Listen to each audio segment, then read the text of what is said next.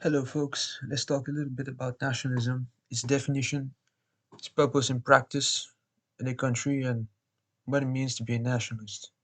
According to Google, nationalism means identification with one's own nation and support for its interests. And most often than not, that comes at the expense of interest of other nation. One could argue that at its core, nationalism is a belief intended to inspire and call for support for society as a whole. It's not performative actions such as waving the flag, singing the national anthem, or singing folkloric song.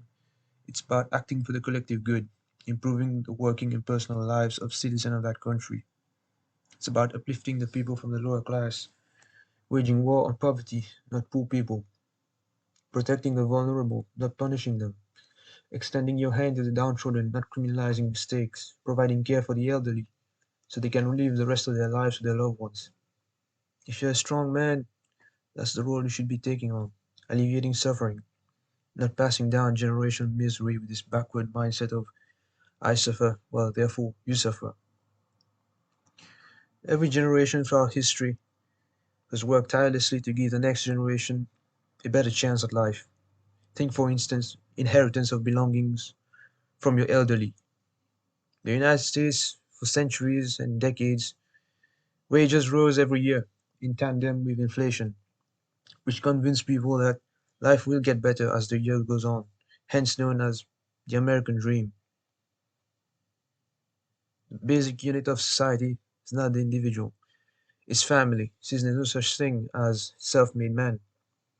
Everyone is influenced, shaped by a network of relatives, teachers, and lecturers from educational institutions, friends, and acquaintances.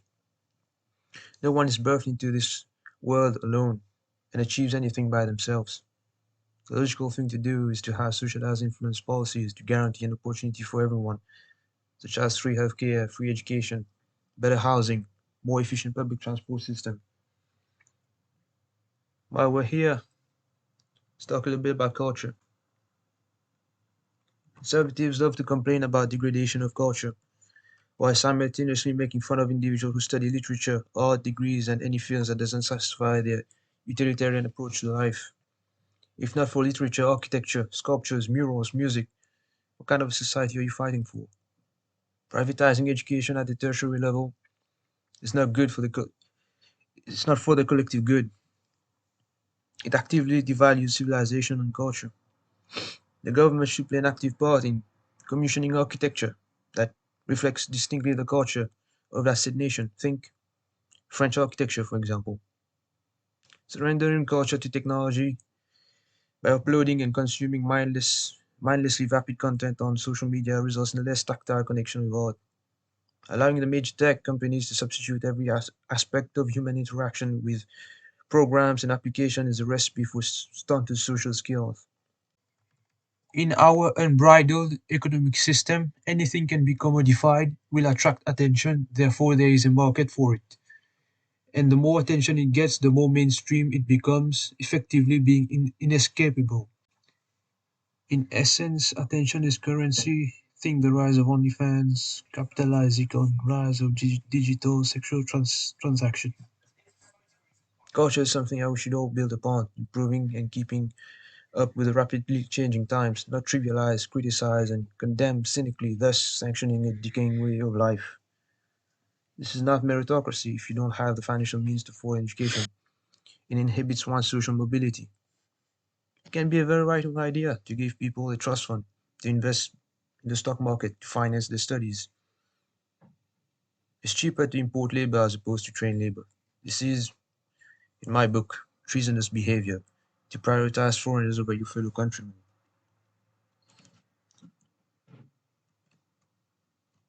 When it comes to healthcare, it's pretty essential for the injured and sick members of society during the period of convalescence and ensures recovery stress-free for them.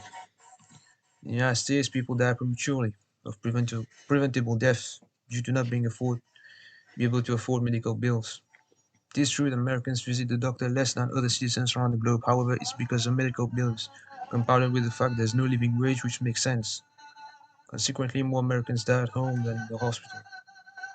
Universal healthcare coverage works. Look at Japan. It's all about the right amount of funding. Avoiding austerity at all costs, otherwise Well, you end up like the NHS in Britain, which is underfunded.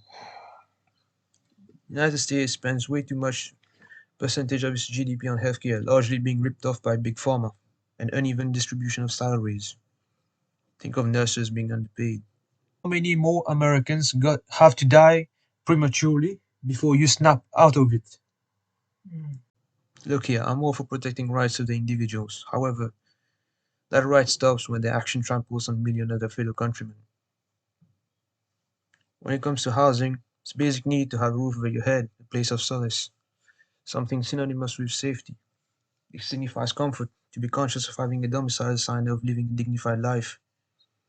Public apartment, also known as commune blocks, are pretty effective.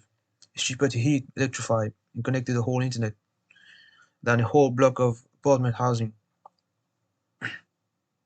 A whole block of apartment housing hundreds, if not thousands, of people, as opposed to hundreds of houses spread over acres of land. The thing with whole suburban experiment is that it stunts the social skill of people. It atomizes society. Where are people going to hang out? The city center is 30 minutes away, driving. Segregating residential areas and city centers is counterproductive. Commuting 4 hours to go shopping and work. This is why people are fat in the United States. People sitting 4 hours stuck in traffic. Little to no exercise. The private sector did job and planning in a way which mandated families to have a car. Talk about profit-driven plan. Abysmal. All empires throughout history wanted to expand.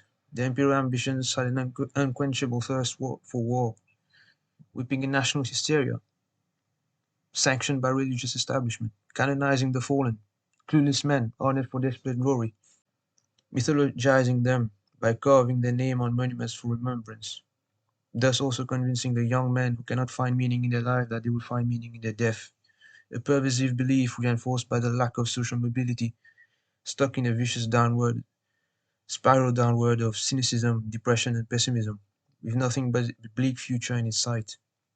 Emperors were willing to sacrifice their own citizens just to stick it to someone else. Think Germany in World War One and World War Two, willing to sacrifice German to stick it to Russians and Soviet citizens. Consequently, Germany has a demographic crisis now. Also, the Confederates of the United States, where they were willing to sacrifice Southerners to stick it to black Americans. 90% of the casualties were white Americans. At any rate, the Confederates committed fascicide. Remember, the United States was a very Christian nation then. That's what the Confederate battle flag represents, fascicide. Hence,